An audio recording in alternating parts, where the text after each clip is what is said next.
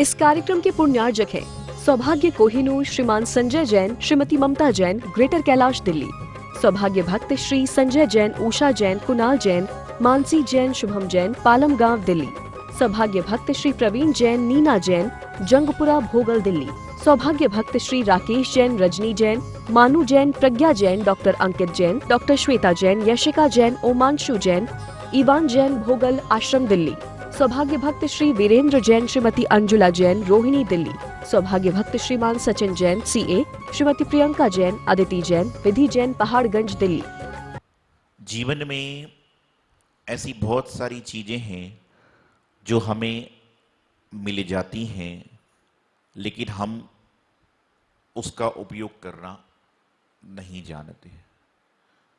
कुछ चीजें पुण्य से मिलती हैं, कुछ चीजें पुरुषार्थ करने से मिलती हैं।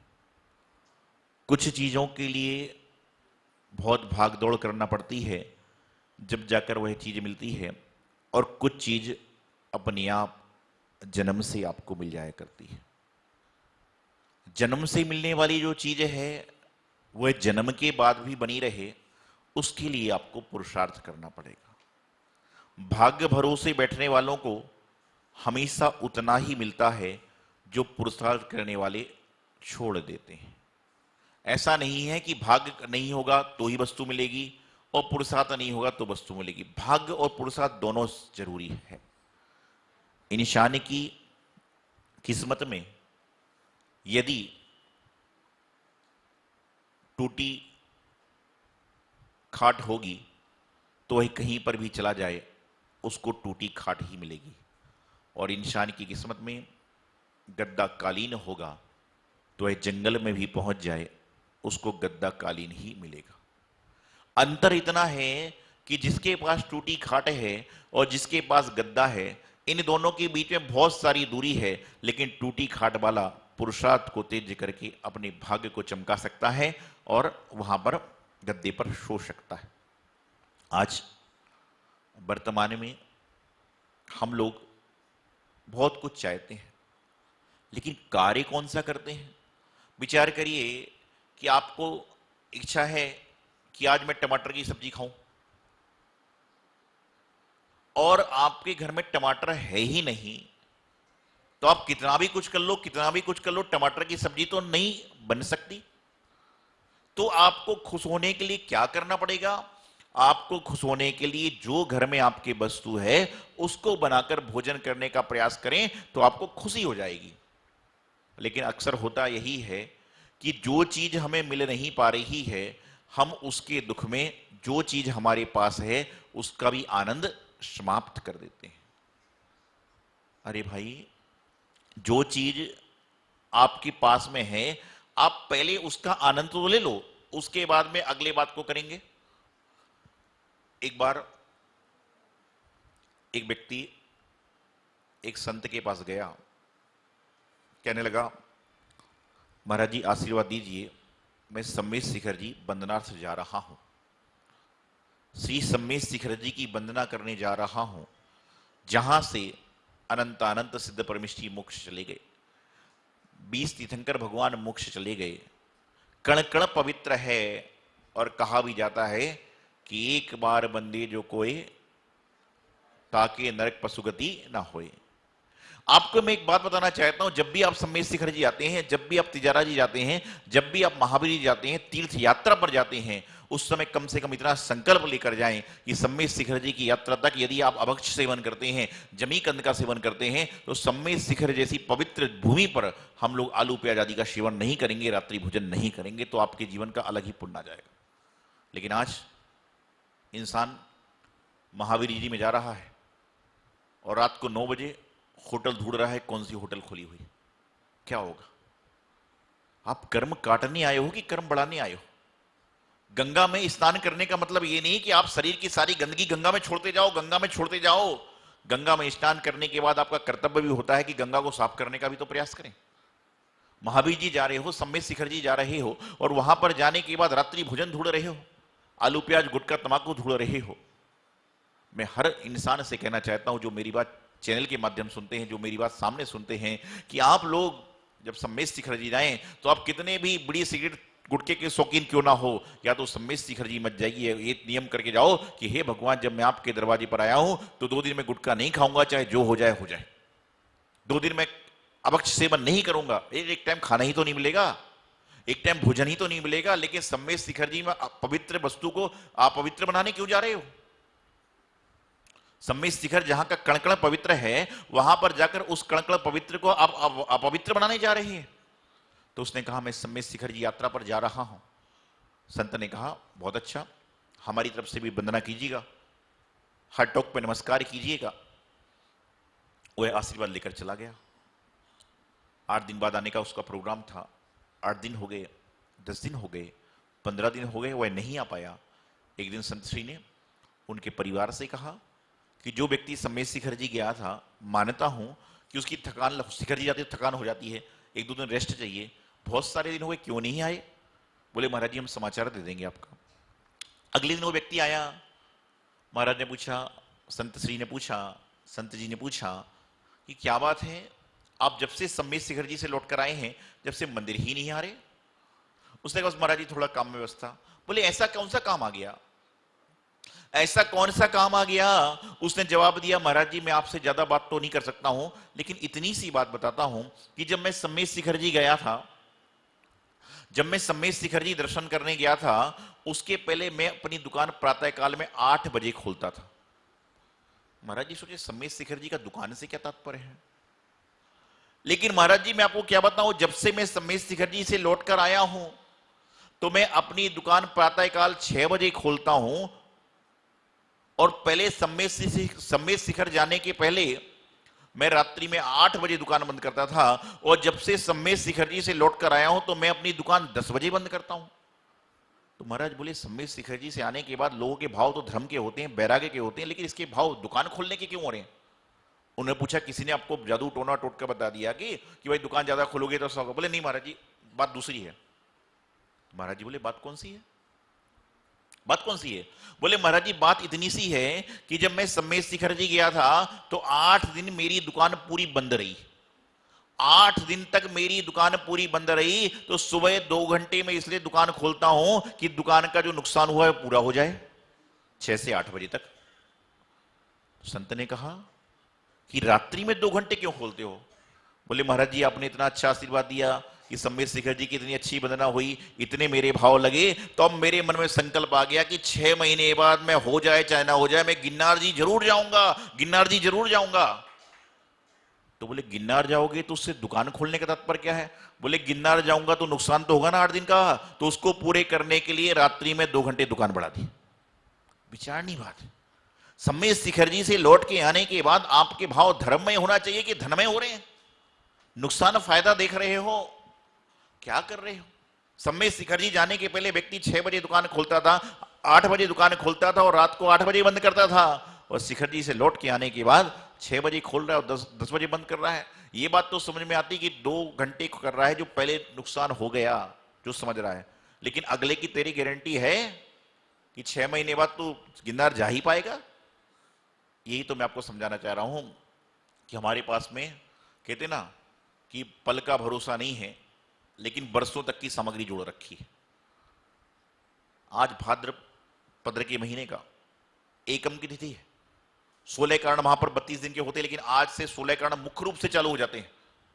मैं आपसे लगातार कह रहा हूं कि कम से कम इन आने वाले 16 दिनों में यह संकल्प तो कर लो कि बाहर का नहीं खाएंगे, बाहर की वस्तु का सेवन नहीं करेंगे। अर्थात यह कि जो बाहर में बनी हुई वस्तुएं हैं, तो कम से कम छोटा छोटा नियम, छोटा छोटा संकल्प तो आप अपने जीवन में कर सकते हो। तो मैं आपको बताना चाह रहा हूं कि आपके पास बहुत कुछ है, लेकिन आप उसका उपयोग करना नहीं जानते। वह व्यक्ति सम्मेश शिखर जी से लौट के आने के बाद यह कहता कि महाराज जी जब से मैं शिखर जी से आया हूं तो मैं पहले अभिषेक नहीं करता था, अब मैं नित्य प्रति अभिषेक कर रहा हूं। पहले मैं रात्रि भोजन करता था, लेकिन सम्मेश शिखर जी जाने के बाद मैंने रात्रि भोजन कुछ दिन के लिए छोड़ दिया, तो मुझे खुशी होती, संत को खुशी होती। ऐसे बहुत सारे लोग हैं जो कहते हैं मैं जब तक सम्मेश शिखर जी के दर्शन नहीं करूंगा, जब तक आलू नहीं खाऊंगा। मैं कहता हूं भैया ये क्या नियम है? इसका मतलब सम्मेश शिखर जी के दर्शन के बाद तुम आलू खाना चालू करोगे? विचारणी बात है। लोग कहते हैं सम्मेद, आप ये कहो कि जब तक सम्मेद शिखर जी नहीं जाऊंगा, जब तक मैं इतनी माला करूंगा, ये बात पुण्य की है। इसका मतलब ये हो गया कि सम्मेद शिखर जी, मैं तो सोचता हूं सम्मेद शिखर जाना ही नहीं चाहिए, कम से कम आलू का त्याग तो रहेगा। विचार करिए क्या कर रहे हैं आप। अरे भाई, भगवान तो आपसे प्रसन्न हमेशा हैं।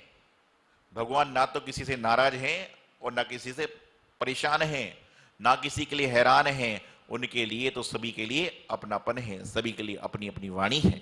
तो विचारनी बात यहां पर है कि हमारे भाव कैसे हो। आप यहां मेरी बात को सुनते हो, कहते ना कि इंसान सुनता है टन भर।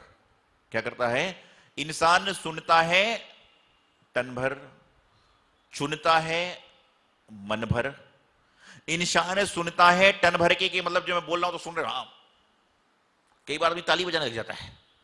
उससे पूछा जाए ताली क्यों बजाई, तो एक दो तो बोलते हैं बोले सामने वाले बजा रहे थे इसलिए हमको बजाना पड़ गई।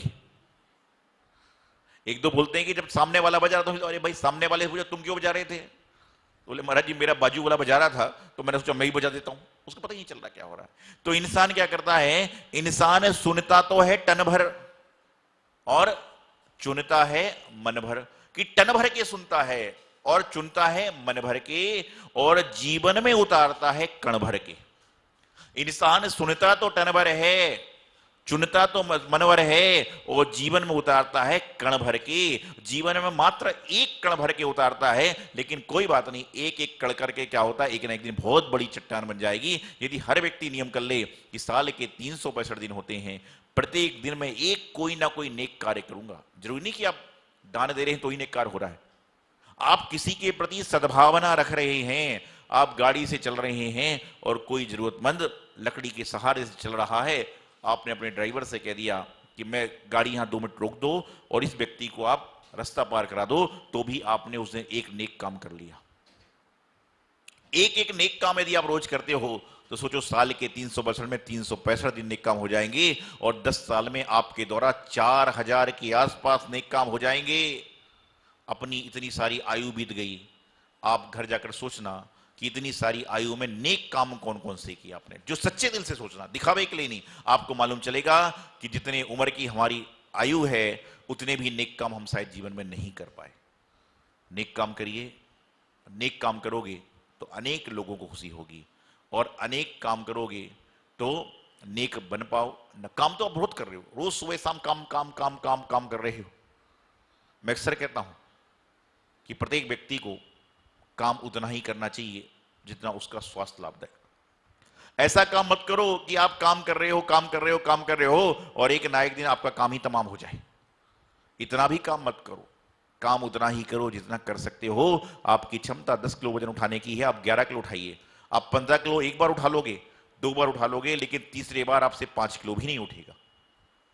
जितना हमारा स्वास्थ्य है, जितना हमारा सब है, लेकिन शक्ति अनुसार काम करें। शक्ति से ना अधिक करें ना शक्ति से कम करें, जितना हम कर सकते हैं उतना करें। नहीं तो मंदिर में तो हजारों सालों हजारों बार, मैं समझता हूं जितने लोग यहां पर बैठे हैं, हर व्यक्ति ने कम से कम 1000 किलो चावल तो अपनी जिंदगी में भगवान के सामने चढ़ाई दी होंगे। ये बहुत छोटी बात है। जो रोज पूजा करते हैं 100 ग्राम 500 ग्राम 1 किलो चावल चढ़ाई देते हैं, परिश्रम करें तो बहुत ज्यादा।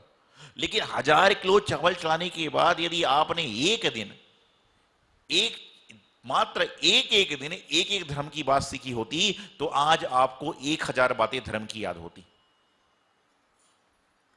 आप सालों से मंदिर आ रहे हो, भगवान महावीर स्वामी की प्रतिमा मूलनायक भगवान की आपके यहां पर है, लेकिन आप में से बहुत कम लोगों को पता होगा कि भगवान महावीर स्वामी का प्रथम आहार कहां पर हुआ, प्रथम आहारदाता कौन है। बस हम तो क्या करते हैं महाराज जी, भगवान जी के सामने लेते हैं, ओम जय महावीर प्रभु, ओम जय महावीर प्रभु, ओम जय महावीर प्रभु, और मेरे सारे बिगड़े काम बन जाए, आपकी जय हो, भगवान महावीर स्वामी की जय। बस, और उसके बाद इंसान अपने काम पे लग जाता। क्या है, सोचिए, विचारिए। कई लोग भगवान के मंदिर में भगवान के दर्शन करने आते हैं और कई लोग भगवान के मंदिर में जाकर उनको खरी खोटी सुनाने आते हैं, तो भी भगवान उनसे नाराज नहीं होते। भगवान कहते हैं ठीक है भाई, खरी खोटी सुनाने आज मंदिर में आ रहा है, आज खरी खोटी सुना रहा है, कल भली बात सुनाने भी मंदिर आएगा, मंदिर तो आ रहा है। जो पिक्चर हॉल में चला गया उसने चाहे गाना सुना हो चाहे ना सुना हो, मारधाड़ सुनी हो चाहे ना सुनी हो, लेकिन उसको ये बोलते हैं कि ये पिक्चर हॉल में आके आया है, मतलब पिक्चर देखकर आया है, चाहे पिक्चर में वो आदमी कुछ ना करे। तो मंदिर में जो आ गया वो मतलब भगवान का भक्त हो जाता है। तो मंदिर में आए, अपने जीवन में जो चीज है अपनी क्षमता के अनुसार उनका उपयोग करें, जीवन का कल्याण करें, यही मोक्ष का रास्ता। इति अल्पम। आचार्य गुरुवर श्री सिद्धांत सागर जी महाराज की जय बोली। आचार्य गुरुदेव श्री सौभाग्य सागर जी महाराज की जय। चलिए, कल का नियम क्या था? बादाम। इस कार्यक्रम के पुण्यार्जक हैं सौभाग्य कोहिनूर श्रीमान संजय जैन, श्रीमती ममता जैन, ग्रेटर कैलाश दिल्ली। सौभाग्य भक्त श्री संजय जैन, उषा जैन, कुणाल जैन, मानसी जैन, शुभम जैन, पालम गांव दिल्ली। सौभाग्य भक्त श्री प्रवीण जैन, नीना जैन, जंगपुरा भोगल दिल्ली। सौभाग्य भक्त श्री राकेश जैन, रजनी जैन, मानू जैन, प्रज्ञा जैन, डॉक्टर अंकित जैन, डॉक्टर श्वेता जैन, यशिका जैन, ओमांशु जैन, इवान जैन, भोगल आश्रम दिल्ली। सौभाग्य भक्त श्री वीरेंद्र जैन, श्रीमती अंजुला जैन, रोहिणी दिल्ली। सौभाग्य भक्त श्रीमान सचिन जैन, CA, श्रीमती प्रियंका जैन, अदिति जैन, विधि जैन, पहाड़गंज दिल्ली।